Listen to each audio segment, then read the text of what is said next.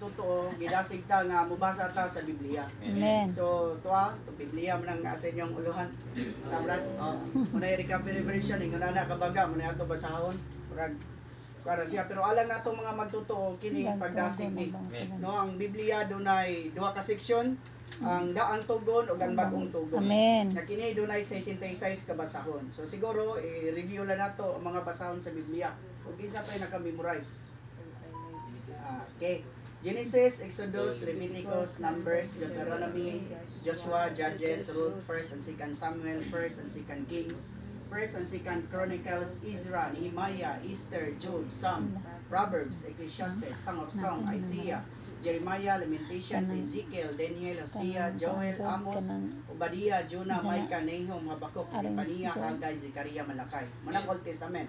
Ang New Testament, Matthew, Mark, Luke, John, Acts, Romans, 1st and 2nd Corinthians, Galatians, Ephesians, Philippians, Colossians, 1st and 2nd Thessalonians, 1st and 2nd Timothy, Titus, Philemon, Hebrews, James, Jude, James, 1st and 2nd Peter, 1st, 2nd, 3rd John, Jude, Revelation. So kana siya muna yung mga basic nga sa mga magtotoo ng mga nabuhi gyud nga nagbasa sa Biblia, at least nga ma-constitute siya sa matag usa mga igsuon. Amen. So dinhi usually nga ginagamit nato nga Bible is doon na lang siya 66 books. Usually ang uban gagamit atong 72. Pero ang kuan diri ang ato ang natala dinhi is almost 66 nga mga basahon. So sa daang tugon mga igsuon doon na siya 39 ka mga books. Dayon sa New Testament doon ay 27.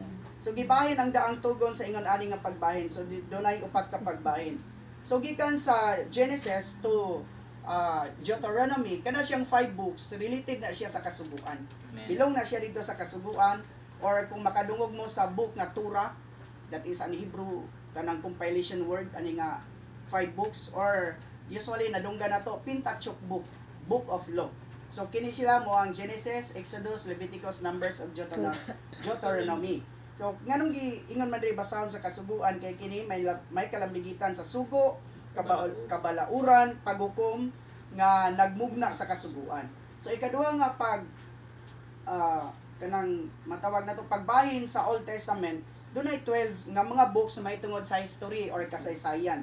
So gikan siya sa Joshua, Judges, Ruth, 1st and 2nd Samuel, 1st, 2nd Kings, 1st, 2nd Chronicles, Ezra, Nehemiah, ug Esther. So kining 12 ka mga basahon nalambigit siya sa kasaysayan. Unsay gisgutan? Gikan ni siya kasaysayan sa mga katawan sa Israel sugod sa pagsulod nila sa yuta sa Kanaan until nga nangabihag sila. Sa dayon dunay 5 ka mga books nga gitawag nato Book of kanang poetry or pamalak. Gikan siya sa Job, Psalm, Proverbs, Ecclesiastes, ug Song of Song. So mao ni ang mga espirituhanon nga mga kasinatian sa mga magtutuo kaniadto then ilang gibubo ba pinaagi sa mga poetry. Atong panahon na og kuan nato sa panahon nato karon mga William Shakespeare sila kaniadto. Una pa ning William ni sila. So nana sila yung mga sulat sa mga pamala kung sa ilang mga kasinatian sa Ginoo ilan ang gi-express pinaagi sa pagsulat. Then doon natin gitawag og mga sulat sa mga propeta. So 17 ka buok nga mga books, dayon dunay major prophet ani nga 5 nga mga books, dayon dunay 12 pod ka mga minor prophets. So gikan siya ni Isaiah, Jeremiah, Lamentations, Ezekiel ug Daniel. So usually sa mga magbabasa sa Biblia kining Jeremiah o Lamentations isa lang na ang writer ana. Maura si Jeremiah. So at least nga dunay 5 books pero ang author ani is only 4. Then dunay mga 12 nga mga minor prophet gikan sa Hosea, Joel, Amos, Obadiah, Jonah, Micah, Nahum, Zephaniah, Haggai, Habakkuk, Zechariah, Malakay. So kining 12 mga gitawag siya minor prophet. So unsa may kuan diha kanang nasulod diha? Ang nasulod diha mga igsoon is may tungod sa mga panagna, may tungod sa Israel kanang gubat karon. Nasulat na sa Bible. Dayon mga hintil nato na siya og pagbalik sa atong Ginoo. Then in the New Testament do na poy 27 nga gibahin po siya sa tulo kapag bahin ang 27 ka mga books. Doon ay gitawag og kasaysayan or history. Matthew, Mark, Luke, John, ug Acts. Pero ang gitawag nato synoptic gospel or kining four gospels, Matthew, Mark, Luke ug John, kini kasaysayan sa atong Ginoo. While nga naa pa siya sa yuta. While ang Acts or buhat kana siya mga kasaysayan na sa mga tinun-an or sa mga apostoles until nga nikaya bang atong Ginoo ngadto sa kalangitan. Amen. Dayon ang ikaduha dunay gitawag mga sulat, epistles. So dunay nabutang read 21. Pero aning out of 21, ang 14 epistle ani is written by Paul. So asa magsugod, Romans, 1st and 2nd Corinthians, Galatians, Ephesians, Philippians, Colossians, 1st and 2nd Thessalonians, 1st and 2nd Timothy, Titus, Philemon, Hebrews. Kining 14 ka mga books, it was written by Paul. So ang gi-address niya whether a church or ang iglesia or mga individual nga mga tawo or mga balaan. Then gisundan siya ang sunod sa Hebrews kay James, gisulat po na siya ni James. 1st and 2nd Peter, gisulat na ni Peter. 1st, 2nd, 3rd John, gisulat na ni John. O Jude. So kanang nga mga books sinulat na sa mga individual nga mga tao. Dahil ang ikatulo nga pag-divide sa New Testament, it is kanang panagna or prophecy. Well known kay nato ng Book of Revelation. Usahay mo ingon tag bugna, pinadayag or gipadayag. So ang nasulat diha mga panagna ni kalabot sa Israel, kalabot sa iglesia sa Israel, kalibutan, pag-ani sa Ginoo, dangatanan ni Satanas, katapusang paghukom, og sa umalabot nga panahon og sa eternidad. Nagpasabot nga ang Bible gitawag siya Book of all books, Biblios, kay kompleto na siya. Kung gusto kang mahimong abogado, ay Book of Law din eh. Kung gusto kang mahimong kuan ka sa modern karon nga kuan ka nang gusto kag mga poetry na din eh. Buhi siya nga pwede nimo makatunan ang mga butang na dinhi. Kung gusto po kang magsukstad na agyapon dinhi. Bises ani ang Bible mga igsoon. So daghan kay mga butang dinhi nga dinhi lang nato makaplagan sa Biblia. So kung makita natong overview bang ay inunana din ang Biblia o nang magdasig ni nato bang mga magtutuo nga mo atag itag panahon para sa pagbasa sa Biblia. Totally dili makabuang ang pagbasa sa Biblia ug nangabuang pa. Una na unta ming mga nangabuang no. Sige kun mig kuana ni nang nagbasa gud sa Biblia. So unsaon pagbasa ang Biblia? Giatagan tag upat ka mga paagi. Basahon nato ang Biblia uban sa pagpanabot. The Bible is Bible itself. So lisod kayo siya nato kung mubasa lang ta, iparihan nato siya magasin, dili kay nato ma-appreciate ang naa sa Bible. So umay mo muduol ta sa Ginoo nga hatagan ta niya pagpanabot. Sabton ginato siya. Dayon ikaduha uban sa kaalam. Meaning mo duol po tas Ginoo nga makasabot ta kay usually ang uban kay gusto lamang mo basag Biblia para nga na ay pundo baka para sa debate, pero alang nato dili sabto nato kun unsay mga pagpamulong sa Ginoo, recent speaking sa Ginoo nga gipadayag na diha sa Bible. Dahil ikatulo dawaton siya sa atong espiritu. So the Bible itself is not for our knowledge. But para siya nourishment nato, para makatabang nato nga mutubo ta ining Dios nga kinabuhi nga atong nadawat sa diyang nituo ta, nagpabautismo ta, nakabaton ta sa Dios ng kinabuhi. Para mapakaon na siya kinahanglan tong pulong sa ato ang Dios. Para nga mutubo tong Dios nun nga kinabuhi. Unya dawin nato siya nga mapahimos lang pag-ayo na word ring nga pag-ampo basa or pre-reading. So usually gina-practice nato gyud nga kung baga mukaon ka kung lagoon lang imong tulon ang imong kinaon para atong nanihapon ganina unsay mahitabo sa ato ang tiyan. Lisod niya na i-digest niya. Kumikan kay buo pa ang texture ato baga, lisod kayo kuan sa ato ang mga ato ang intestine sa kuan ba na small ug sa large.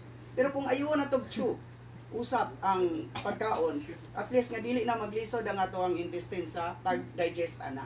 So sama usab kung ibasa ampo nato ang pulong kanang mabasa nato, for example, Genesis 1:1, in the beginning God created the heavens and the earth. So kung ang sample na ang saan pagbasa ampo, oh Lord, you are the beginning. Oh Lord, thank you that you are the beginning. In the beginning. So God, in the beginning. So God, oh God, you are the beginning.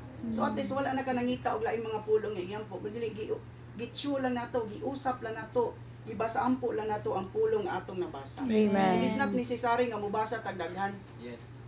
One verse is enough. Kung ma-enjoy lang yun mo. Usa ka putahe, sa sudan tama lang na kung ma-enjoy nimo siya taman. Amen. Dugay na siya mahurot kung usapon kita man gud kay dalion na bitaw nato. So usually magbasa ta sa Biblia, it is for compliance. So makabasa lang ta, tama na, okay na siya.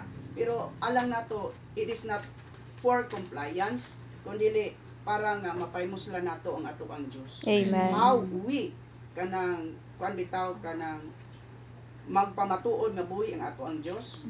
Pinaagi sa pagbasa nato sa iyang pulong. Diya nato makadala ta sa realidad nga buhi gyud ang ato ang Dios. So pagbasa nato sa pulong, it is not for knowledge, no, it is not for argument, it is not for debate, it is not for such things, but it is for our enjoyment and nourishment. Amen. So panahon sa pagbasa sa Biblia, mas maayo kuno nga basahon nato sa tanang panahon. Pero mas maayo gyud buntag sayo. 10 minutos ra manggali ang giingon dinhi din apila nimo pagbasa, then pagampo. Maayo na kinaalang nato mga igsoon. Amen. So hopefully ba kini nga ng pagtulunan makadasig nato nga alang natong mga magtutuo do na gidon tatay ingon ana nga view may tungod sa Bible o may gugma gidon tata. Abraham Lincoln ingon siya, the 17th president in the United States of America. The best gift given by God to man is the Bible. Amen. So kung wala tay Bible, we have nothing. So ingon pa gyud nga the Bible, all scripture is God's breath according to second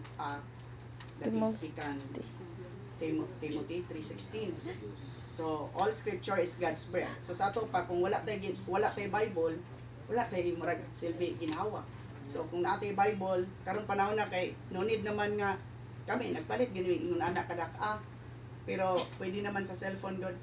Ang ato karon ang ato na lang panahon ba. Dagan mga panahon nga kanabitaw nakakuha sa atong panahon sa pagpahimulo sa Ginoo.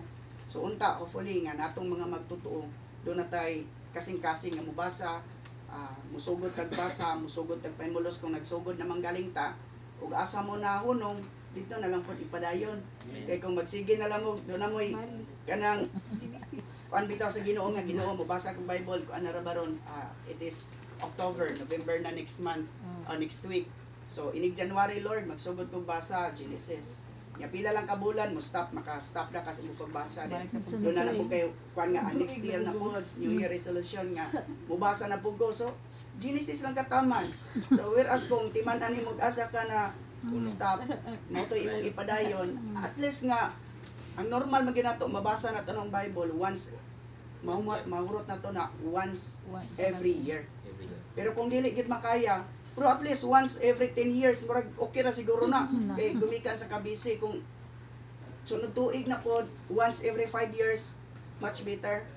Once every 3 years, mas maayo. Pero as normalized yun nga Christian, it is once every year. Sa unta, dasigon ta sa Ginoo, atagan tag ingon anak nga kasing-kasing, nga mabasa ta sa Bible mga igsoon.